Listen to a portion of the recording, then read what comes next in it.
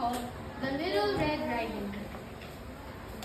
Once upon a time, there was a sweet little girl. Everyone loved her, most of all her grandmother. So, one day, she gave her a red velvet hat.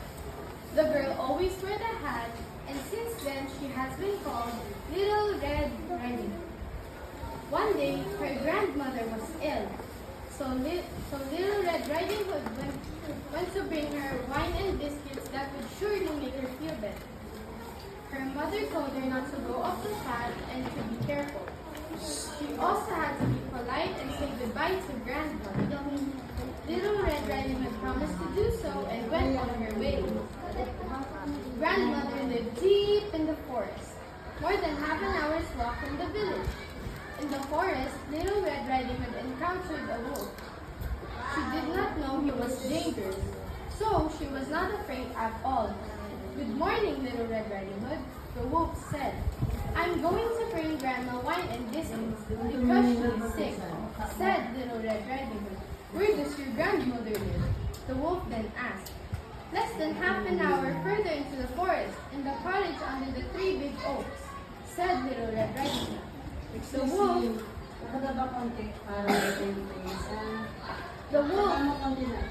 the wolf, meanwhile, was thinking of something else entirely.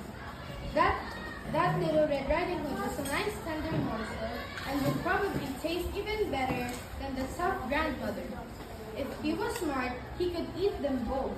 So the wolf came along and said, "Look at these beautiful flowers. Don't you want to look around for a bit?" Little Red Riding Hood wanted to pick a beautiful bouquet for her grandmother. It was still early, so she had plenty of time. And so she left the path and wandered deeper and deeper into the forest. Meanwhile, the wolf walked straight into grandmother's house and knocked on the door. "Who is there?" Little Red Riding Hood with wine and biscuits. "Open up! Come in!" "I can't get up," said grandmother. When the wolf was inside, he jumped onto the bed and ate grandmother in one go. Then he put on her nightgown, put on her nightcap, and got into bed with the curtains closed. When Little Red Riding Hood arrived at the cottage with her arms full of flowers, she was surprised to find the door open. Inside, everything seemed so strange. She became afraid but did not know why. "Good morning," Little Red Riding Hood said, but no one answered. Then she opened the curtains. In the bed lay grandmother, but she looked so strange with her sleeping cap over her face. "Oh, grandmother," she said, "what big ears you have." "The better to hear you with, my child," was the reply. "But grandmother, what big eyes you have," she said. "The better to see you with, my dear." "But grandmother, what large hands you have, the better to hug you with." "Oh, but grandmother, what a terrible big mouth you have, the better to eat you with." The wolf jumped out of bed and swallowed up Little Red Riding Hood.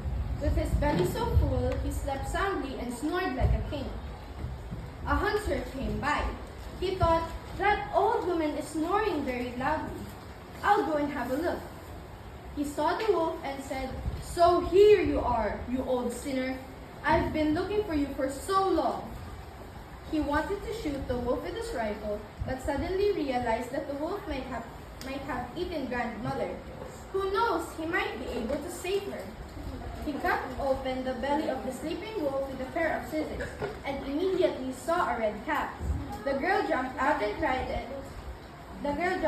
cried, "I was so afraid in the wolf's belly. It was so dark there." And after that, the aged grandmother came alive also, but scarcely able to breathe. Then the hunter filled the wolf's belly with stones. When the wolf woke up, he wanted to run away, but the stones stopped him. He fell to the ground and never woke up again. The hunter, grandmother, and Little Red Riding Hood were happy. The hunter took the wolf's fur home. Grandmother drank the wine, ate all the biscuits, and soon felt a lot better.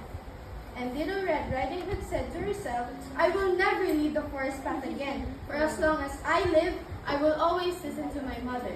The end.